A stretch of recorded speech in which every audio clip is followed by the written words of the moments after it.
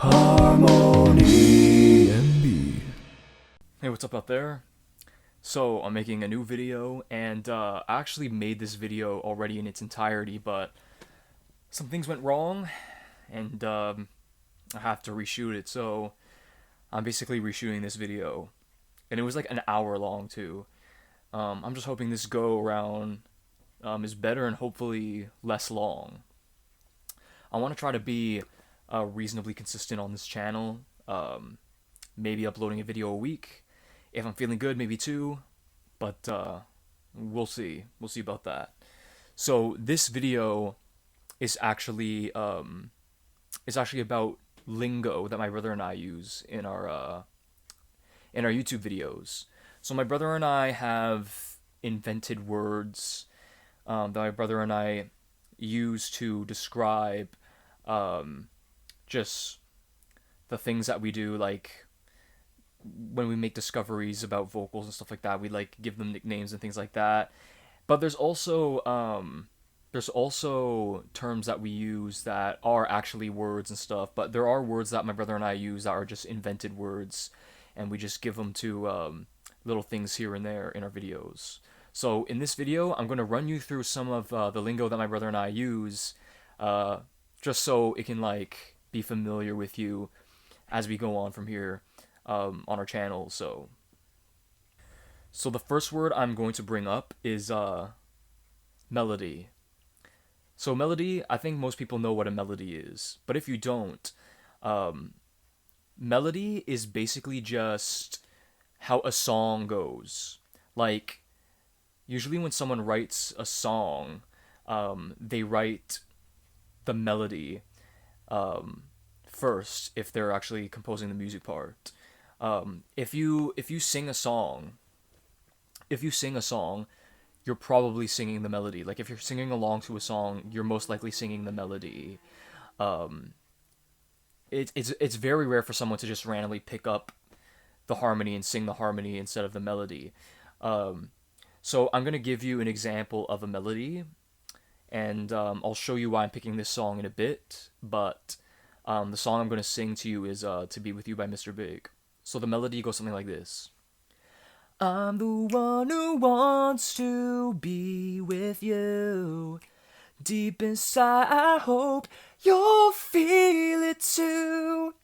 Waited on a line of greens and blues, just to be the next to be with you. Okay, so that's the melody of that song. One of my favorite songs, by the way. Now the reason why I'm bringing up this song is because the lead and the melody are very different. Now you might naturally think that lead and melody are the same, which can be the case, but that's not always the case. So, if you're familiar with the song, you will know that there's lead vocals, and the nature of it is kind of like ad-libs here and there. But with that being said, with the melody being just to be the next to be with you, the lead kind of goes like, yeah, just to be the next to be with you. It doesn't actually follow the melody. So that's a good example of the lead and the melody not being the same, and actually the lead never actually sings it the same way. So like throughout that melody, I'm the one who wants to be with you.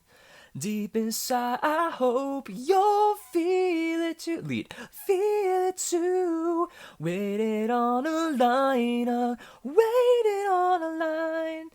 The lead, just to be the next. The melody, just to be the next. Just to be the next to be with you.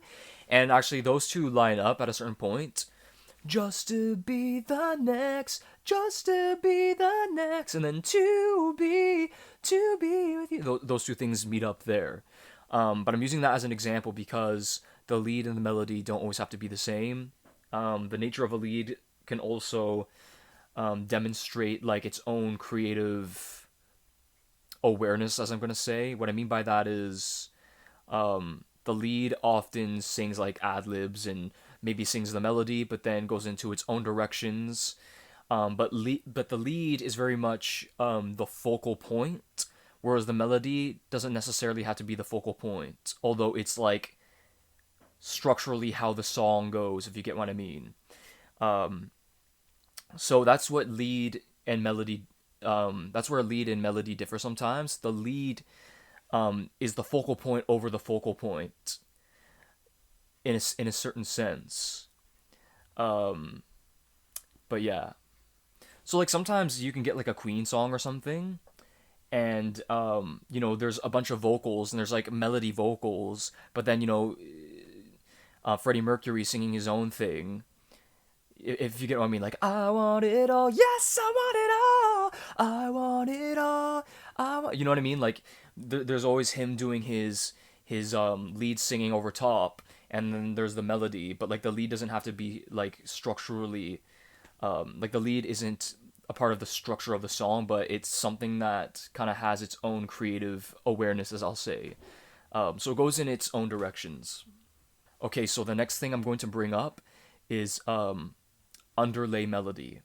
Now, this is a term that I personally use and my brother uses, but as far as it being like a proper term, I don't think so. But I actually think that people would actually understand what underlay melody would mean. Even like musicians and stuff. If I said underlay melody, I think they would understand what I mean. Now, vocally, what an underlay melody is basically like I was saying, like it keeps the structure of the song, but when I use the word underlay melody, it's particularly just like pure background stuff. So and oftentimes it has more of like a robotic default nature to it. So a good example of this is the song I Can Love You Like That, another one of my favorite songs. This is by All For One. So if the lead vocals go something like, I can love you like that, I would make you my world, move heaven and earth, if you were my girl, I will give you my heart, be all that you need, show you you're everything that is precious to me. If you'd give me a chance, I can love you like that. Hopefully I wasn't too loud for the mic. But given that is the lead, the underlay melody will sound a lot like it, but have a more like default kind of sound. So the underlay melody to that song sounds kind of like, I can love you like that, make you my world, heaven and earth, give you my heart, show you you're everything. You know what I mean? So when I did the lead, it was like, I can love you like that, I would make you my world, move heaven and earth, if you are my girl, right? So the underlay melody, right, structurally it's there, like to keep the sound. So instead of doing like the little runs and the creative freedoms, it's more like, love you like that, make you my world, heaven and earth. Whereas the lead is like, heaven and earth, if you were my girl, if you get what I mean. And like it's chopped up in a way where it like fits with the nature of the background vocals. So the high harmony, for example, is love you like that, make you my world, heaven and earth, right? And the melody's heaven and earth, but then the lead is heaven and earth, if you get what I mean. It's not so like robotic sounding and default sounding. And then like the lower harmony to that is love you like that, make you my world, heaven and earth. You know what I mean? The underlay melody usually fits seamlessly with the background stuff, and underlay melody basically is like background stuff. It's like underlay melody to me is like a background melody, and it's usually just there to keep the structure of the song. But like some songs don't have that. Some songs actually just have a lead and no underlay melody. Um, I'm thinking of that song, When the Night Feels My Song. Anyway, that song was a hit in Canada. I don't know if it's a hit anywhere else, but like that song, the lead vocals and the melody vocals are the same. There isn't an underlay melody. The lead vocals is what it is and basically stays consistent throughout the song. Sometimes you get songs like Let It Be by the Beatles where the melody and the lead are the same, but that's because there's no underlay vocals. And as far as like harmonies in that song, it's like oohs and ahs that don't really contribute to like harmonizing with the melody or anything like that. But like there are examples, like for example, When the Night Feels My Song, where the lead is just the lead and the melody is the same. And then songs like I Can Love You Like That, where like the melody's the same, but like very default sounding. And it's the same thing for like I Drive Myself Crazy, the NSYNC song, one of my favorite NSYNC songs. Like when Justin Timberlake sings, I've only got myself to blame. Oh yeah, thinking of you. The melody's still going on as he's doing the lead stuff, right? And it goes like, I lie awake, I drive myself crazy, right? And then like at the end of the song where JC singing at the key change, I lie awake, I drive myself crazy, thinking of you, right? That's like the lead, but the melody stays the same underneath that. It's just, I lie awake, I drive myself crazy. So JC singing that part, it doesn't mean that main melody is gone. It's still there. It's just in the background. It keeps the structure of the song. But like, sometimes live performances, depending on the song, they'll actually not have that underlay melody and just have the lead because there's like not enough people to make all of the sounds. Because they don't actually get rid of the underlay melody when the lead stuff's going on. It doesn't replace it, but they leave that there to keep the structure of the song. So I hope you understand what I mean by underlay melody. So that's another term that my brother and I use. Okay, so the next term I'm going to use is harmony. And, I think most people know what harmonies are. That's what this channel is all about. But like harmony in a nutshell is just you sing something that fits in the music, so it's not off key from the music. You sing the song in a different way from the melody, differently from the melody, to make like a cool sound, to make the melody, or to make the sound the song sound prettier, basically. So like, if you know what a chord is, if you play a chord on a guitar, it's like when you play a bunch of strings together and it harmonizes together, like doom doom doom doom, right? Doom doom doom doom. So like all of that together, doom doom doom doom. If I played all of that simultaneously, that would actually create like harmonies. So basically, vocal harmonies would be the same thing as like a chord. It's just harmonizing with vocals instead of strings. Interestingly enough, a lot of musicians can play a chord but can't harmonize, which is very interesting to me because they'll be playing like strings at a time, but like they're playing chords all the time, but still don't have that. They still don't have it in their heads how to harmonize, even though they're playing a harmonized chord. But I guess they don't really take the time to really pay attention to each individual string. But harmonizing vocally is the same thing as just like chords on like a piano or like guitar. Basically, you just sing things differently from the melody, and but still keeping it in key with the music. And usually, the nature of these harmonies would be like higher or lower, because you can't really. Just the way that music works and the way that sound works is that you can't really make a harmony that's kind of on the same level as the melody. It just doesn't work that way.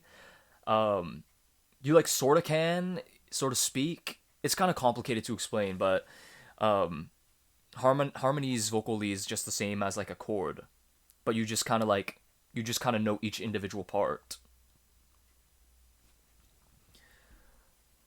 Okay, so with that being said, we're going to further discuss harmonies. You might hear my brother and I say high harmony. It's pretty self-explanatory. A high harmony is a high harmony. So like if you're singing the melody, usually a traditional harmony arrangement will have a high harmony underneath the melody, okay?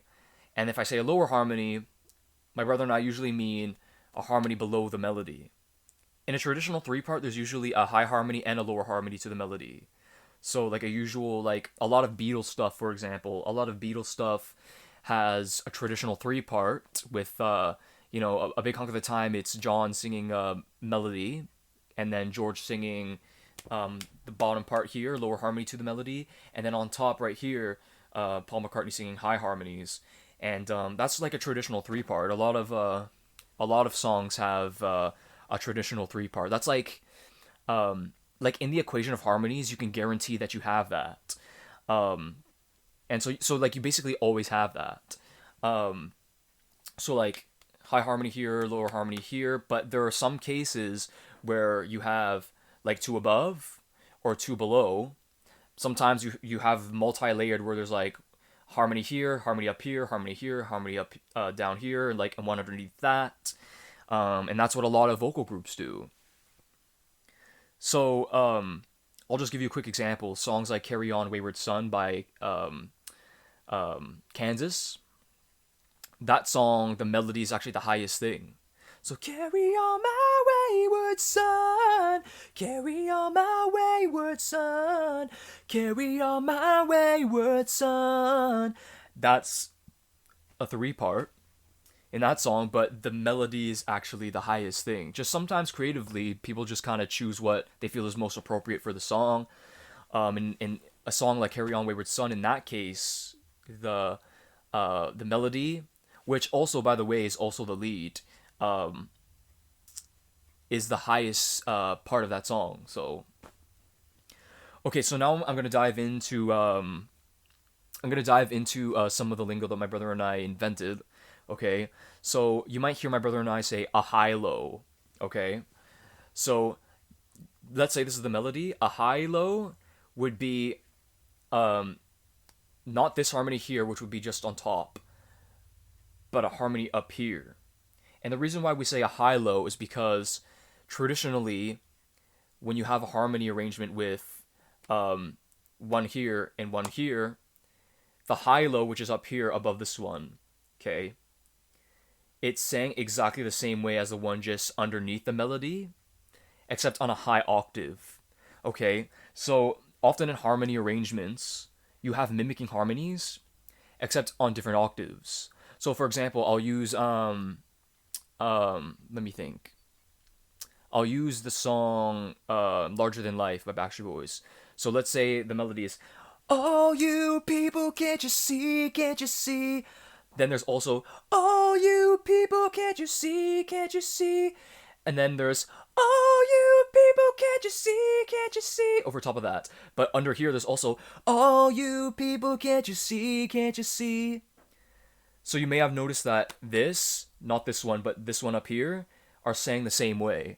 My brother and I really dove deep into that song, so whether or not they have a difference at a certain point of the song, you might be able to find that out through him. But basically the example that I'm trying to get at is, more often than not, you have mimicking harmonies, but then on higher octaves. And then sometimes you can get arrangements where things get interesting, where at certain points it's like the same, but then veers off in its own directions. And I'll talk about that in a bit. But the next thing I'm going to bring up is a low-high. So we have a high-low and a low-high. If you can imagine what that is, basically, let's say this is the melody, high harmony, lower harmony to the melody, and then one below that mimics the high harmony. So I'm going to use the song All I Have to Give by Backstreet Boys. When they perform this live, they have what my brother and I call a low-high. So basically, let's say the melody is, but my love is all I have to give. And then there's, I have to give, think I can live. Then there's I have to give, think I can live, right? And then this one is I have to give, think I can live, which is the same as this except lower. I have to give, think I can live. So the melody is I have to give, think I can live. Then there's one underneath that doesn't mimic this one at all. I have to give, think I can live. And then this one below this one is the same as this, right above it, but it's saying differently. So, or saying the same as this. So, given that the high harmony is I have to give, think I can live, this one would be I have to give, think I can live. If you get what I'm saying. So this happens a lot in harmony arrangements, and a lot of the times when you get intricate arrangements, such as arrangements like Boys to Men, a lot of the times you kind of find your spots. And what my brother and I mean by that is, what happens a lot is you will start off the same as another harmony. Sometimes they're exactly the same consistently throughout a chorus, but a lot of the times you can get harmonies where they start off the same as another one, but then veer off into something else. So, okay, I'm going to use the song This I Promise You by NSYNC, okay? So, the melody is, and I will take you in my arms and hold you right where you belong. Then on top of that, there's, and I will take you in my arms and hold you right where you belong. And over top of that, there's, and I will take you in my arms and hold you right where you belong. And then here, just underneath, there's, and I will take you in my arms and hold you right where you belong. So when I put my finger up, that's actually singing unique. It started off the same as that high harmony I was showing you, just above this one. So this one up here, not this one. It was saying exactly the same, but at a certain point, it veered off in its own unique set of notes. And this is something that my brother and I have big appreciation for. It found its spots to create a unique sound, still making it sound nice. It's not off key, and it just fits. It sounds pretty. And that's kind of like the mathematics, the puzzle pieces of this whole harmony arrangement thing. Like, when I pick out harmonies, very much so, it feels like I'm like solving a puzzle or unscrambling a message or something. When I arrange harmonies, sometimes like my brother and I make our own stuff. Some of that stuff you can find on like the BrotoonsTwins channel, although most of that stuff is like songs that are just silly in nature and whatnot. But we do like to implement harmonies in all of our music, just because we're harmony nuts. But that's kind of the fun of it, is just finding the spots. And like when we hear a song where they found spots like that, it's just I don't know, my brother and I just get so giddy about it. So that part there, I'm gonna bring up a new term. That part where I pointed up my finger like that, where there was a unique added part, that creates what my brother and I call, and we're adding a new slogan, not new slogan, a new a lingo, and that's what we call a perfect 4-part. In that section, there's a perfect 4-part. When my brothers say perfect 4-part or perfect 5-part, and it doesn't usually go beyond that, like a perfect 6-part is kind of like out there, but what we mean by that is 4 uniquely different notes that don't mimic each other at all. So with the example that I gave, This I Promise You, at that point where I pointed out my finger just like that, those were 4 uniquely sang parts. They didn't mimic each other at all. It did start off like that, which sometimes it just kind of has to, or else it'll just sound weird. Like, you will never get a perfect 4-part throughout an entire chorus. It just won't sound good. Because what tends to happen is it will sound dissonant. It'll sound like a fighting note. And that's another That's another word that my brother and I bring up every now and then, a dissonant note, a dissonant harmony. Okay? So I'll give you an example right here. I'll give you a clip of what a dissonant harmony should sound like, okay? Creating a perfect four-part harmony, okay? So I'm going to show you a three-part, then I'm going to show you a four-part that sounds dissonant, okay? So have a listen to that.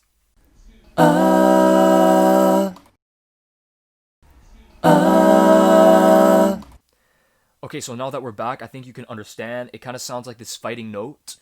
And if you step outside of a traditional three-part, it's hard to find notes that don't sound like a finding note. That's just kind of how music works. You can try to. The most you can do is find like a four-part for the most part and try to find something that doesn't sound too bad with the music. But once you exceed a four-part, it gets really hard. That's why when there is a perfect five-part in songs and it sounds actually nice, it's like a rarity. It's like a gem to my brother and I because, again, it's a rarity and it's hard to fit in music. But it's very much doable. A perfect five-part that is very noticeable is the song "Breathe" by Backstreet Boys. Just listen to that chorus where the breathe, the vocals where they say the word breathe stack up. That's actually a perfect five-part harmony. So I have appreciation for that. It's in the chorus of that song, so it's like pretty cool. But even it being an acapella, like sometimes acapellas, it's not appropriate to have a perfect five-part in certain areas, and given that it is in the chorus of the song, I think is very special. But like in songs where it's in an arrangement with music, that can be hard to pull off. Songs like "I Drive Myself Crazy" by NSYNC has that in certain parts of that chorus.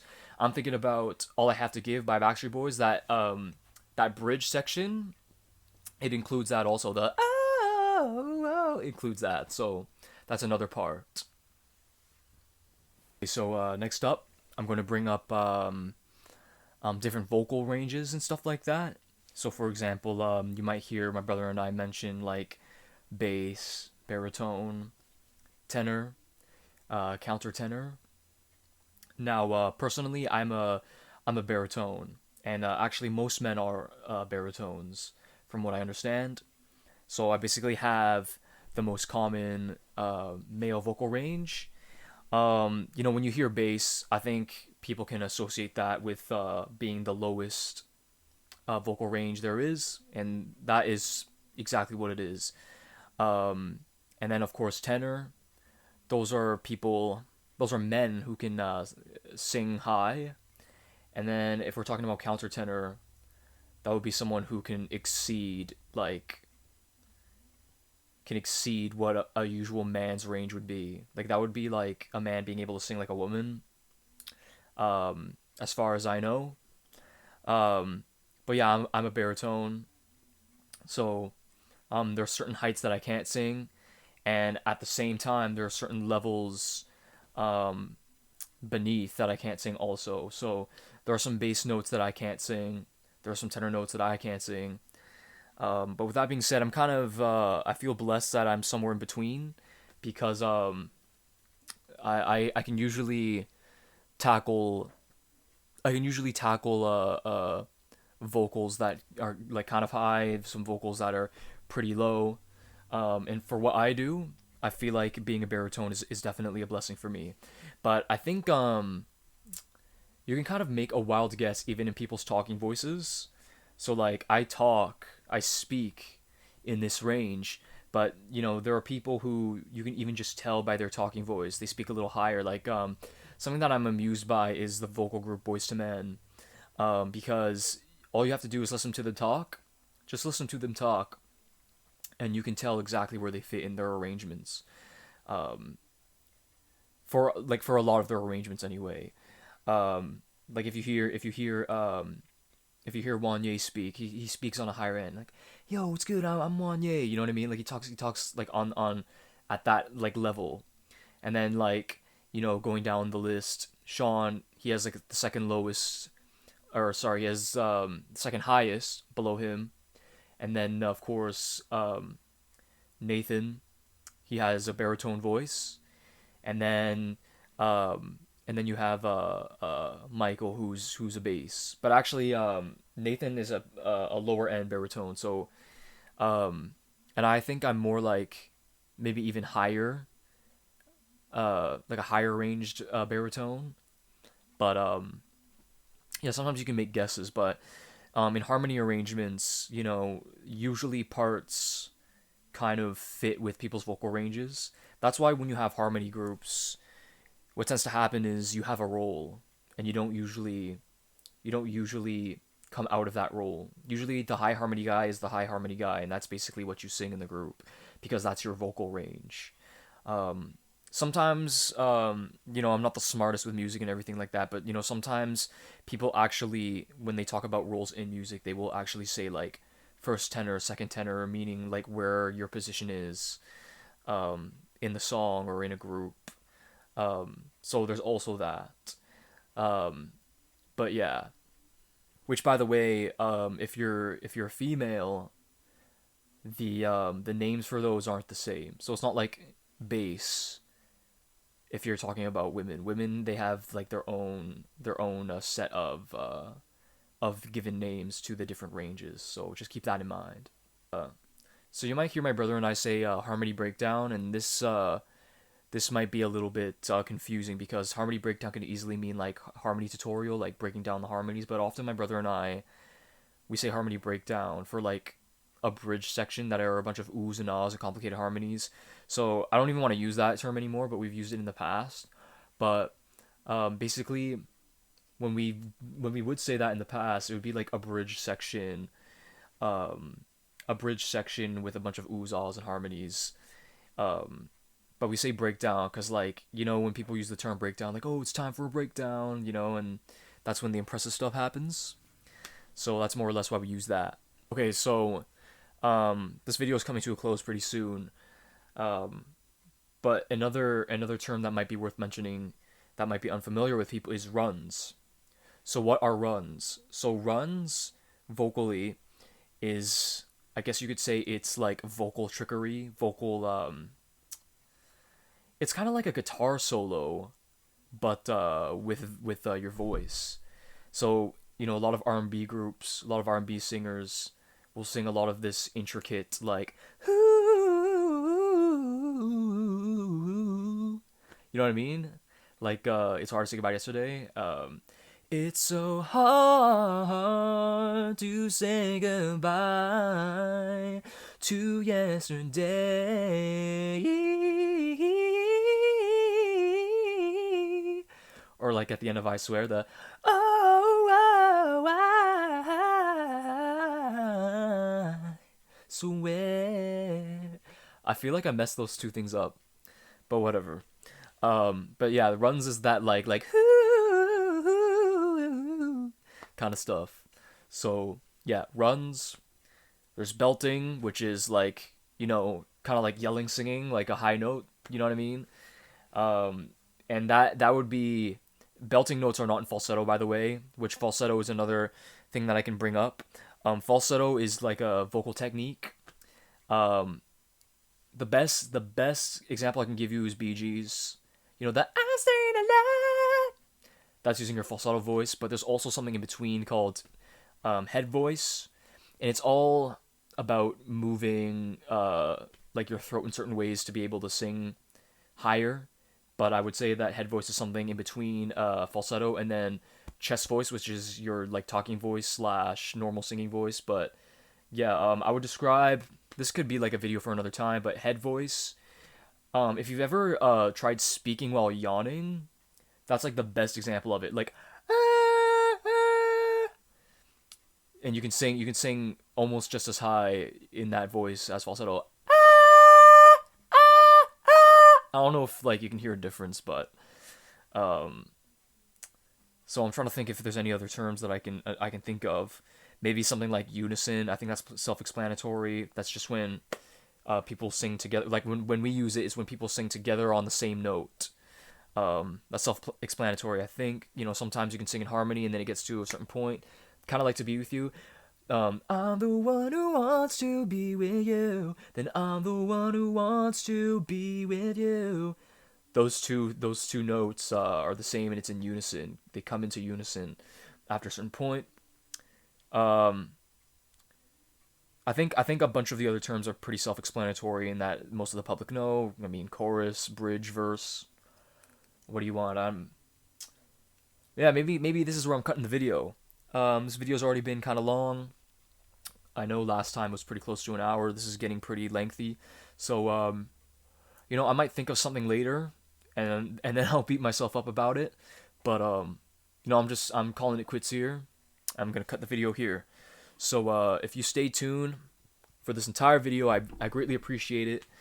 These are terms that my brother and I use in our YouTube channel, on our YouTube channels, and so if you're familiar with these terms, it might help you along the way with future videos. I'm gonna come out with some videos pretty soon. Like I said in the beginning of the video, I want to be more consistent with this channel. So anyways, peace and love. Thanks for watching. Sing in harmony, live in harmony. Catch you later.